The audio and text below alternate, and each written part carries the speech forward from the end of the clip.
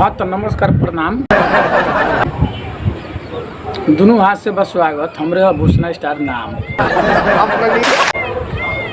हाँ तब बुझ जाए लोगन कि प्यार में हम कैसे चकनाचूर भइनी से आज बाहर कमाए आ गईनी। प्यार में कैसे चकनाचूर भइनी जो हम आज बाहर कमाए आ गईनी।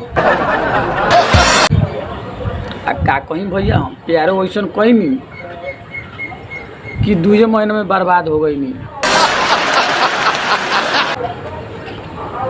यही लिए हम कहें भैया ना करिए प्यार, ना करे हम प्यार,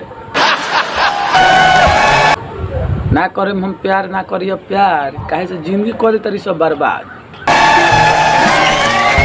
देखिए परसों इंस्टाग्राम पे एगो प्यार भय रहे, हम प्यार के कॉलेनी कबूल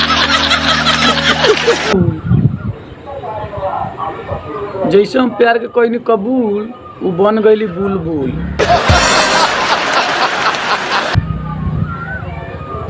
यही लिए हम प्यार तो करत ना रहनी, लेकिन इंस्टाग्राम पर वो दिन कहाँ से हमरा के फॉलो और रिक्वेस्ट भेजली, जैसे एक्सेप्ट कोई नहीं, जैसे बाबू सोना कह के लगली फोन करे, काहे से करे तरी से जिंदगी झोंट। यही लिए भैया हम कहें कि प्यार पर ना जाइए अब रौरा मरे।